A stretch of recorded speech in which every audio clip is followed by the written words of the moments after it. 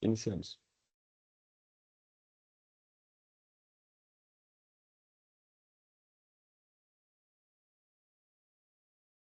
Ok, bom dia a todos. É um prazer estarmos juntos para apresentar novamente os nossos resultados trimestrais e esse é o quarto trimestre do ano, então são também os nossos resultados anuais, né? Diria que, do ponto de vista aqui da gestão da companhia, foi um ano de transformação de dentro de casa e adequação para novos segmentos, um ano marcado aí por muita disciplina, eficiência e vocês estão vendo aqui nos números uma clara evolução de rentabilidade, né?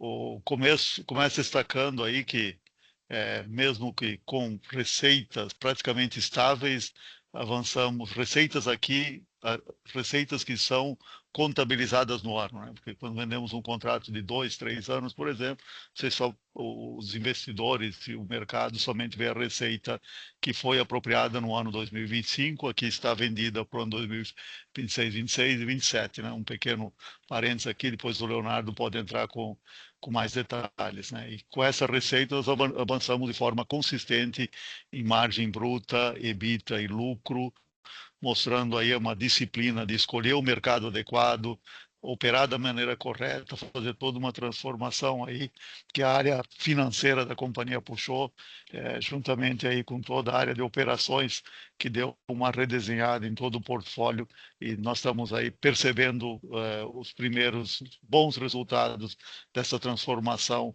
com mais origens de receita. A nossa margem bruta atingiu 35,8, é a melhor dos últimos 5 anos. Ela só perde para o meio da pandemia, quando havia uma escassez de tudo, né? Nós, nesse momento, estamos percebendo uma nova onda de escassez, especialmente naquilo que é supply chain, né? Que é a linha de compra Américas, né? Mais a linha americana. A Ásia está com mais oferta nesse momento.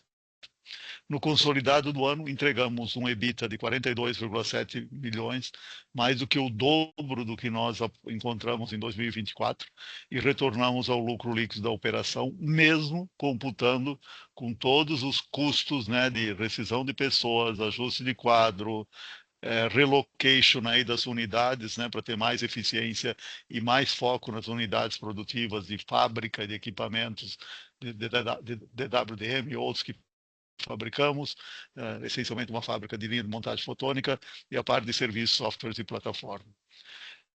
Isso demonstra aqui um evidente turnaround financeiro e operacional da companhia. Do lado comercial, mantivemos um ritmo saudável, né? Saudável por quê, né? As ordens de vendas aqui chegaram a 392 milhões, um crescimento de 12,3% ano contra ano. Eu acho que isso é importante aí, os senhores investidores e quem acompanha a Patec, nem sempre o que nós vendemos se traduz em faturamento no próprio ano, ele está distribuído ou em forma de projetos na execução de equipamentos, ou em forma de faturamentos mensais, reconhecimentos mensais, quando falamos de serviços, softwares e plataforma.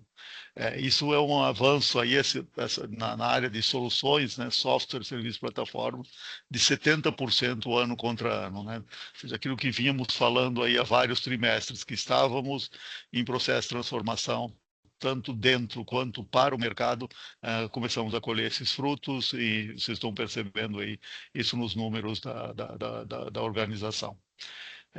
Todo esse movimento visa reduzir a sazonalidade, né, das receitas. Mesmo assim, ainda somos uma empresa de projeto. Se há algum tema de infraestrutura que não conseguimos executar num mês, ele executa no outro, e é aí que ele é reconhecido o faturamento. Já quando falamos em software, são receitas mais recorrentes. Nós atingimos aproximadamente, pela primeira vez na nossa história, 3 dígitos nessa nova unidade que eu falo de serviços e soluções de missão crítica, que mantém todas as redes acesas, e a própria otimização da indústria dos nossos clientes, que são os provedores de internet, os operadores de data center, as empresas, grandes empresas que têm redes, cada vez mais eles estão valorando ter alguém especialista que saiba como lidar com redes de missão crítica, e aí a Padtech brilha nessas ofertas. Quando olhamos para o mercado, vemos, no geral, né, vemos duas realidades distintas em termos geográficos, né? O Brasil foi um ano mais restritivo, como eu comentei, traz mais pressão para aquilo que é equipamentos. Quem acompanha os números da Anatel, por exemplo, percebe que nós tivemos uma diminuição de 1.000 provedores de internet mandando dados para a Anatel, então é um ano ou seja, de depuração, de ajuste, né, em toda a operação daqueles que são nossos potenciais clientes e que fazem a internet chegar, né, é a entrada da IA. E quando nós olhamos para o mercado internacional, ele está mais atrasado na adoção da fibra ótica nas casas. Então, a América Latina, vocês estão olhando aí, toda a América Latina, eu incluiria Estados Unidos também nisso, continua crescendo, mesmo que os Estados Unidos, por conta das taxas, né, de importação deles, foi um ano bem ruim para nós, para a continuidade do nosso ambiente de exportação. Na semana passada houve uma reversão lá da Suprema Corte. Quem sabe, né, a nossa volta para os Estados Unidos pode acontecer lentamente novamente, né? Além disso, vemos oportunidades em novos segmentos, né? A Padtech foi chamada para voltar naquilo que chamamos de planta molhada, novos sistemas de cabos submarinos, impulsionada aí por uma grande demanda em conectividade internacional, baixa latência, melhorando a capacidade das redes, gigantescos projetos aí nesse ambiente submarino, e alguns fluviais, como fazemos aqui na nossa Amazônia Conectada, e nós estamos mais bem posicionados do que qualquer fornecedor em todo aquilo que é a América Sul, né? América Latina, somos o único capaz de levar a cabo esses grandes projetos de redes de planta molhada, que nós aqui também chamamos de redes de submarinos. Ao entrar em 2026 agora, né, seguimos focados nessa expansão internacional, aumentar as origens de receita, aceleração desses serviços especializados de engenharia, softwares, quem sabe aí com adição de novos produtos para o portfólio, e mantendo aquilo que vocês perceberam no ano aí, nessa disciplina financeira, operacional, sempre com um compromisso aí de gerar valor sustentável, né, para a companhia, para os seus stakeholders, para os seus clientes e no longo prazo para os nossos acionistas. Muito obrigado, e agora o Leonardo vai detalhar um pouco mais os números financeiros da companhia. Leonardo. Obrigado, Raimar. Bom dia a todos. Falando aqui um pouquinho dos resultados financeiros. Escolhemos em 2025 um equilíbrio consistente na receita, para que nós pudéssemos fazer a adequação de margens, escolhendo melhores mercados e oportunidades com melhor rentabilidade.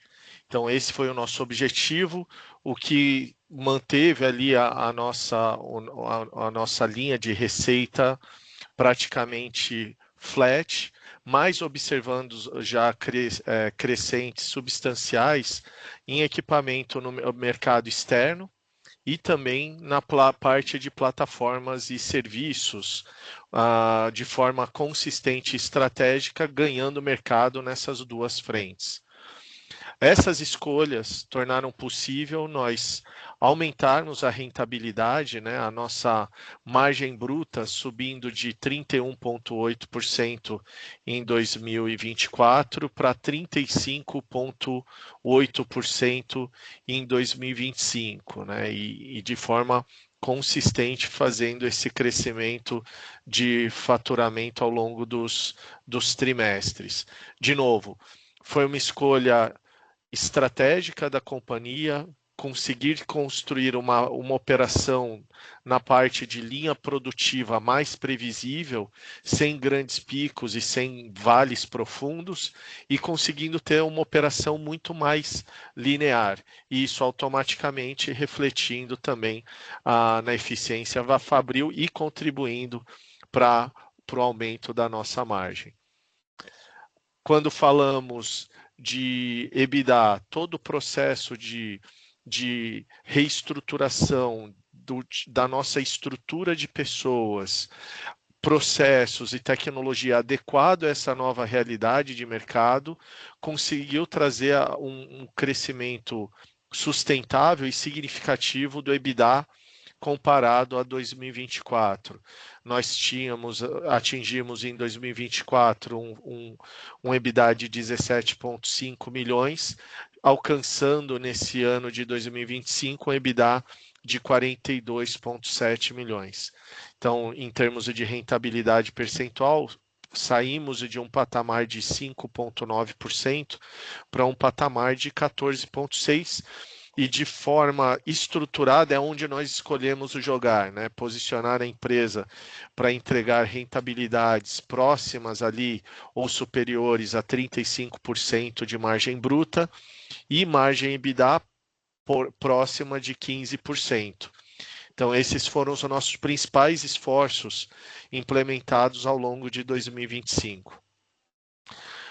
Falando da proporção, né, das representatividades das despesas sobre a receita líquida, nós vemos ali ao longo de 2022, 2023 e 2024, nós viemos materializando desenvolvimentos importantes, até com todo o processo de trabalho que construímos com apoio da FINEP. E agora muitos desses projetos já estão materializando geração de receita a partir de 2025, né? Então, em 2025 apresentamos um patamar menor de investimento. Já nas receitas administrativas, toda essa parte de reestruturação, houve sem dúvida um impacto das rescisões que foram feitas, contribuiu para o aumento aí das despesas administrativas.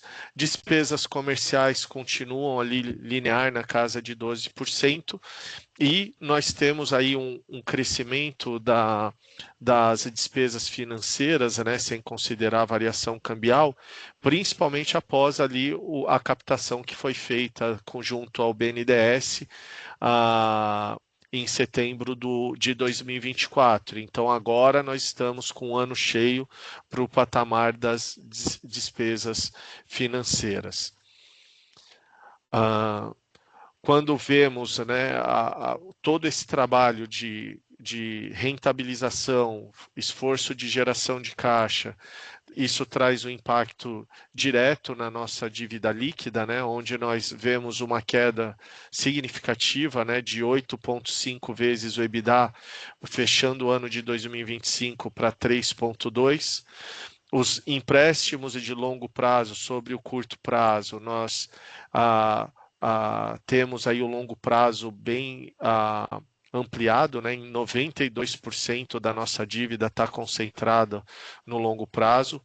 Uma dívida que segue com um custo médio anual de captação de 9,3%, né? Uma taxa bem atrativa, e um prazo médio de pagamento dessas dívidas de 10 anos. Temos conseguido fazer a redução, né, dessa dívida, né? Nós partimos ali de uma dívida bruta de 339 milhões. Tivemos as despesas com juros, o pagamento dos juros, a amortização do pagamento do principal, né, em 52 milhões. Hoje nós fechamos 2025 caixas e equivalentes de caixa com 80,3 milhões e aplicações financeiras em garantia mais 66 milhões, o que compõe uma dívida líquida no fechamento de 2025 de 136 milhões de reais. Em termos dos highlights financeiros, né, o release de resultados, ele está bem detalhado, está bem rico, para que vocês possam ter a visão bem profunda das medidas que nós estamos tomando aqui como administração dentro da companhia. A companhia segue sólida, segue saudável. Tivemos um ano de muito trabalho, muito esforço em 2025. Então, ficamos felizes de apresentar esses resultados aí para vocês nesse momento aqui para o mercado. Então, obrigado pela confiança, obrigado pelo apoio. Acho que agora, Raimar, nós ficamos aí abertos às perguntas e respostas aí do pessoal que está botando no grupo.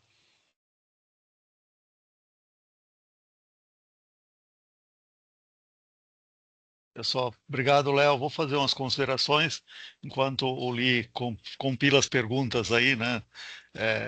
Que vocês viram aqui na apresentação, né? Uma entrega consistente, né, e um avanço estratégico, né, ao mesmo tempo, trabalho in e trabalho out, né, ou seja, tanto para tornar a empresa mais competitiva em todos os seus processos, o uso de automação sempre que possível. Essa automação, em alguns momentos, é colocada também nas nossas linhas de soluções, serviços, softwares e produtos, né? Então, a IA cada vez mais presente, os algoritmos neurais já estão presentes, já fazem parte do DNA da companhia, mas agora com a generativa cada vez mais presente.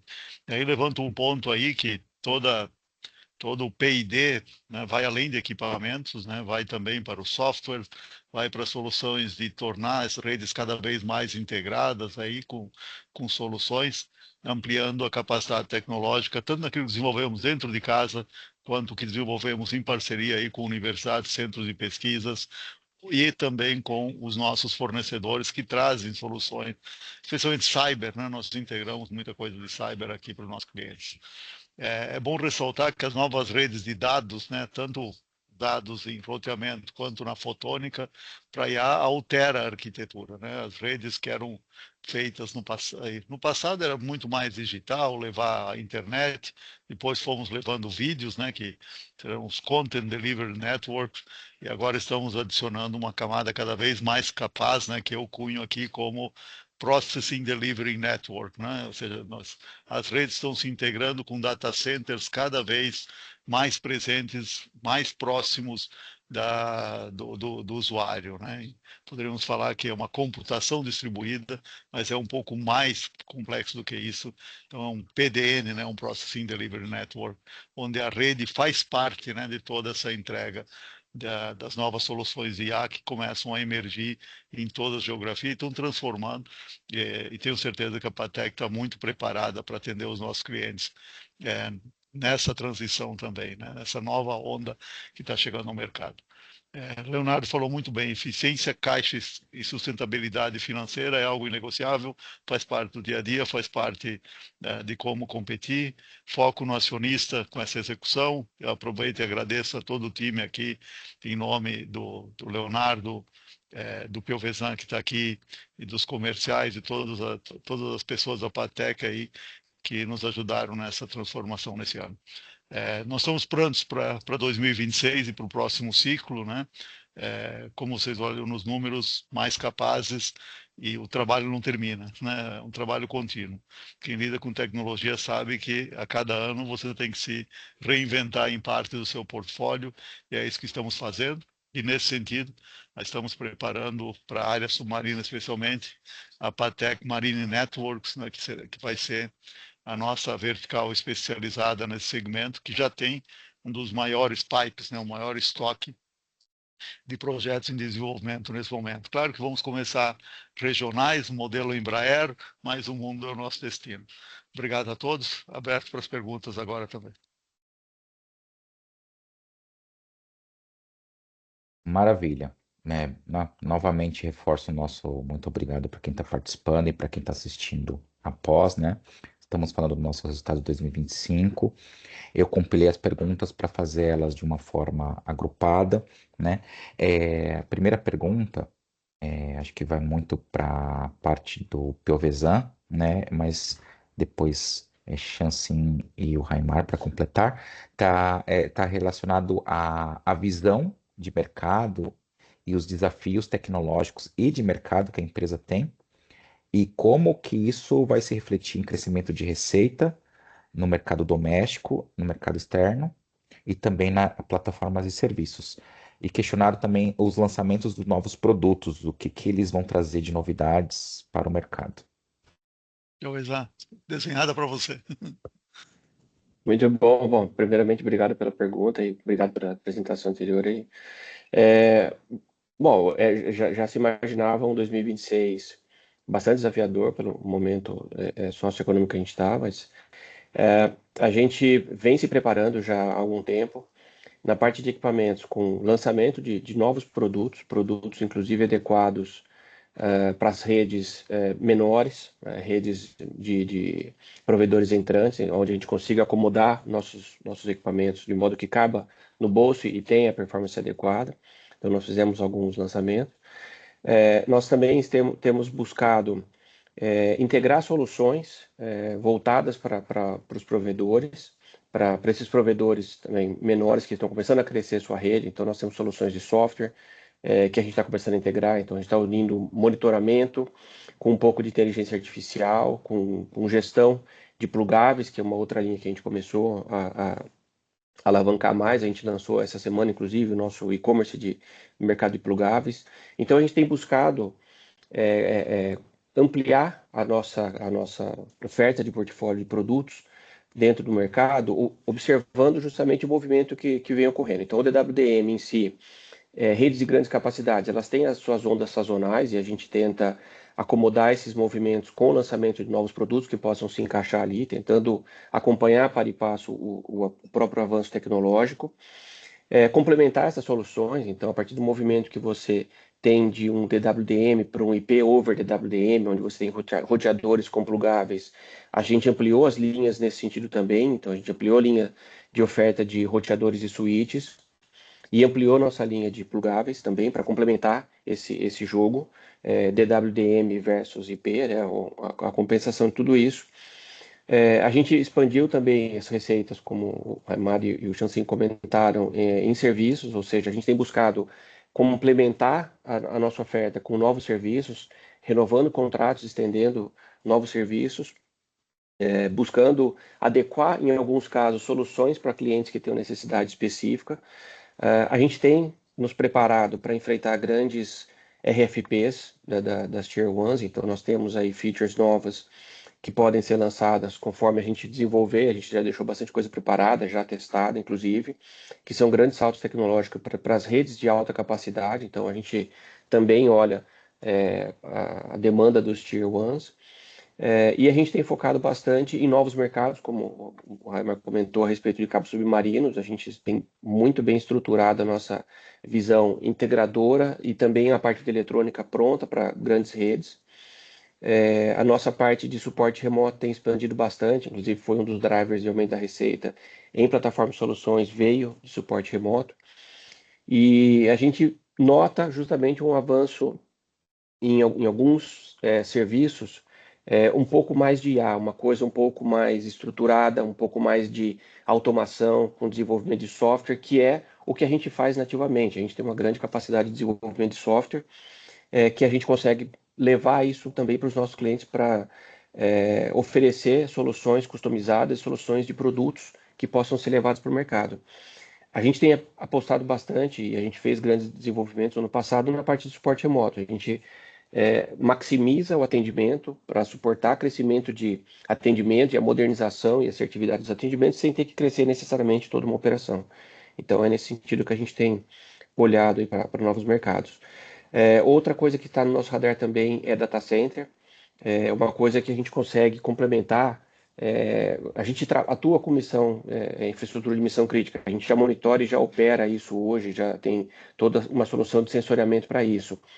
E a gente está expandindo em rechear todos esses ambientes de data center também, pensar em modelos que possam ser as a service, modelos que possam ser um turnkey, desde a caixa toda integrada com a sua infraestrutura, com a sua conectividade, com todo o seu suporte remoto, proativo e preventivo. Então, é uma linha que a gente tem apostado bastante nesse ano de 26. Tá? Obrigado, Piazza. Maravilha. A segunda pergunta está direcionada às mudanças que foram feitas, né, nesses últimos 2 anos ou nos últimos 3 anos na empresa. Elas permanecem sendo feitas, foram concluídas, e o que esperar para a empresa em termos de transformação? Bom, Leonardo, toma essa, mas mudança contínua nesse segmento. Leonardo. Obrigado. Olha, a mudança é um cenário da realidade hoje, né? Nós estamos inseridos num segmento que muda constantemente, o mercado de tecnologia, ele se atualiza a todo momento, então o time do Piovesan sempre está atento a novas oportunidades e toda a estrutura tem que se acomodar a essa realidade, né? De lá para cá, nós fizemos várias adequações na estrutura organizacional da companhia para ajustar a forma como nós trabalhamos, né? E a forma como nós trabalhávamos há 2 anos atrás, com certeza já mudou totalmente quando nós vemos o advento da inteligência artificial no dia a dia. Nós também ajustamos muitos dos nossos processos para nos preparar para essa escala global, desenvolvendo México, mercados internacionais. Então, a estrutura ficou muito mais lean, né, muito menor em termos de níveis hierárquicos, né, e sempre enfatizando que nós acreditamos mais no funcionograma do que no organograma, rodar a empresa no dia a dia na velocidade que nossos clientes precisam e na velocidade que o mercado precisa. Então, mudanças representativas foram feitas, e nós vamos estar sempre monitorando o mercado para qualquer necessidade nova que seja necessário o nosso posicionamento. Uma grande mudança para nós que somos brasileiros e vamos nos impactar muito em breve é a reforma tributária. Então, nós estamos já fazendo adequações com o nosso, como vocês já acompanharam, o nosso núcleo de serviços, ele foi já definido e separado de uma forma muito organizada, prevendo o crescimento, foco e também as mudanças tributárias futuras que virão. Toda a nossa estrutura fabril, onde plugáveis e a fábrica de plugáveis e a fábrica de transponders e amplificadores estavam em estruturas próximas dentro do CPQD, também desmobilizamos e trabalhamos para um location diferente. Então, nós sempre vamos estar atentos aonde estão as melhores oportunidades para os interesses da PagTech e de todos os investidores da PagTech. Então, as mudanças necessárias, elas serão implementadas com a maior brevidade possível. Obrigado, Léo. Obrigado aí pela transformação também nessa parte produtiva. O final de ano emocionando os senhores investidores aqui no final do ano, né? Natal com mudança. Eu vou aproveitar que foi abordado o tema de reforma tributária e tem uma pergunta falando como a empresa está se adequando para a reforma tributária e também um aumento que houve na linha de impostos a recuperar. Vou responder e vocês, né, quiserem completar, fiquem à vontade. Né? Reforçando o que o Chancin já falou, a empresa está passando por uma reavaliação de todos os seus processos, não só tributários, mas também procedimentais, para se adequar à reforma tributária, que vai ser uma transformação muito grande, e a empresa precisa mexer em sistemas, né, e procedimentos, e com isso foi levantado impostos a recuperar. Esses impostos estão lançados no balanço e foram divulgados corretamente. Eles são provenientes, em boa parte, de subvenções e créditos extemporâneos, não, subvenções para investimento e créditos temporâneos. Uma parte deles existe uma dúvida sobre ser provável de ganho para a empresa. Então, dessa forma, a gente fez uma provisão de contingência no passivo para que pudesse amadurecer essa parte. Então, qualquer eventual ou risco de write-off desses créditos, eles já estão em contrapartida em provisão para contingência. Se vocês quiserem completar alguma coisa, senão podemos partir para a próxima. Não, acho que é isso. Nós estamos antecipando, né? A nossa intenção é trabalhar de forma proativa sobre as oportunidades, fazendo o que é seguro, o que é correto, naquilo que existe algum nível de incerteza, como o Lee já respondeu, já está contingenciado no balanço. Então, nós estamos seguros das movimentações, acreditamos em tudo que tem feito, e isso mostra também que nós estamos procurando oportunidade em todos os lugares, no mercado, com novos clientes, com novas áreas, na nossa fábrica, na forma como nós trabalhamos e também oportunidades tributárias. Muito bom. Maravilha. Uma última pergunta, até um pouco mais abrangente, a questão está relacionada à margem, a melhoria da margem, o que que gerou essa melhoria da margem, né? E a parte da previsão e da metodologia que é usado para as ordens no ordens de vendas que a Padtech atua, né? E como está a parceria com a Telebrás? Uma pergunta bem específica, né? Em termos de crescimento, como está a parceria com a Telebrás e valores a receber que tem com ela, e a parte de crescimento, se esse crescimento que se espera da empresa é um crescimento inorgânico ou com aquisições e fusões e aquisições. E se o investidor nosso, né, um dos nossos principais acionistas, que é o BNDES, se ele está com apetite para acelerar esse crescimento. Vai ser um podcast em forma de pergunta, mas vai ser ótimo responder ele. Leonardo, você começa nessa parte de eficiência, depois eu endereço o tema Telebrás, né, M&As e crescimento. Não, E, pode falar, Raimar. então, talvez eu vou antecipar já, então, a Telebrás, né, temos orgulho de trabalhar para algumas empresas que cuidam da soberania dos dados no Brasil, que cuidam de conectividade em lugares remotos, e a Telebrás é um dos nossos clientes aí nessa área. A Telebrás trocou recentemente a presidência, né?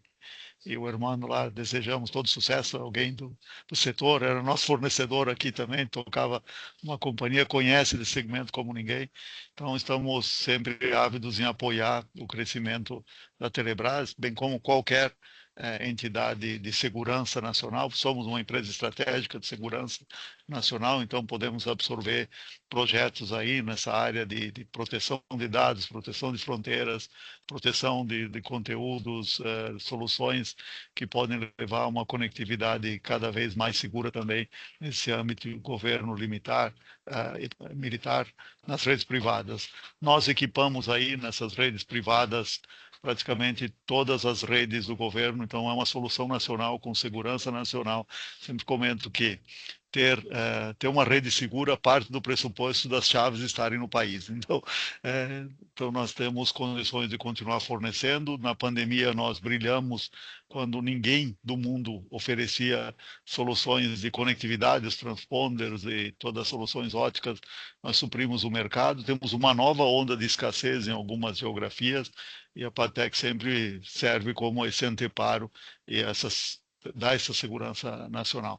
A Telebrás está totalmente equacionada, qualquer dívida, qualquer atraso aí, estamos bem com a Telebrás, tanto na parte de equipamentos quanto na parte de serviços. Espero que ela continue pujante, como sempre foi aí, em proteger, né, e levar a digitalização para todos os recantos.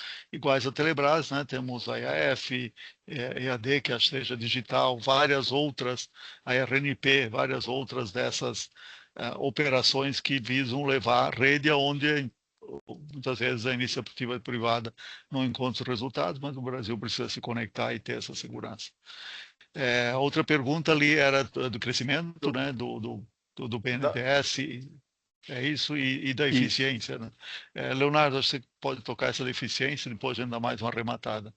Bom, a parte de crescimento, nós vimos, é estratégico para nós o crescimento inorgânico. Temos visto boas oportunidades no mercado, é algo que está em discussão sempre aqui, né, desde de sempre, mas se acentuou muito a partir do momento que tivemos o aporte, a captação do BNDES em 2024. Algumas oportunidades foram avaliadas, não foram materializadas ainda. Então, o que eu posso reforçar nesse momento é que existe uma estratégia de crescimento inorgânico para poder ganhar novos mercados ou crescimento de portfólio e novas formas de atuar no mercado. É isso que nós estamos buscando. O crescimento orgânico é um pouco, eu imagino, daquilo que nós já temos falado. Acabamos de lançar, o Piovesan pode até já deu uma pincelada nisso, o e-commerce de plugáveis, né, de dispositivos menores ali, caixas menores, e queremos ampliar isso para um portfólio ainda maior. Então, isso já reflete a nossa estratégia e busca de caminhos de crescimento orgânico, seja no mercado nacional quanto no mercado internacional. Temos dado passos sólidos nesses dois caminhos. A nossa intenção em 2026 é conseguir materializar isso de uma forma acelerada.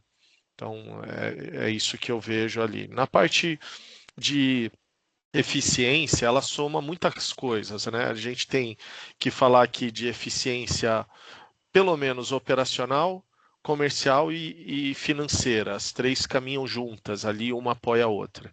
Falando aqui no que tange a parte mais, o equilíbrio financeiro e o operacional, é um pouco do que nós já falamos, né? Nós estamos capitalizados, estamos trabalhando na rentabilidade da companhia para geração sólida de caixa, para permitir esses crescimentos em diversas fronteiras, né? Seja aqui no Brasil e, de novo, no mercado internacional, que é o nosso foco, onde nós queremos atuar fortemente. Operacionalmente falando, nós estamos fazendo ajustes finos, né, na forma como nós produzimos, estamos fazendo ajustes finos na forma como nós trabalhamos. De novo, até sendo repetitivo, a forma como nós fazíamos há 2 anos atrás já não é o que nos coloca à frente do mercado agora. Então, nós estamos sempre nos desafiando a atingir melhoria contínua e acreditando que esses ajustes finos vão de fato gerar impacto na rentabilidade do negócio, seja na margem bruta, ou no lucro líquido, ou na margem EBITDA do negócio.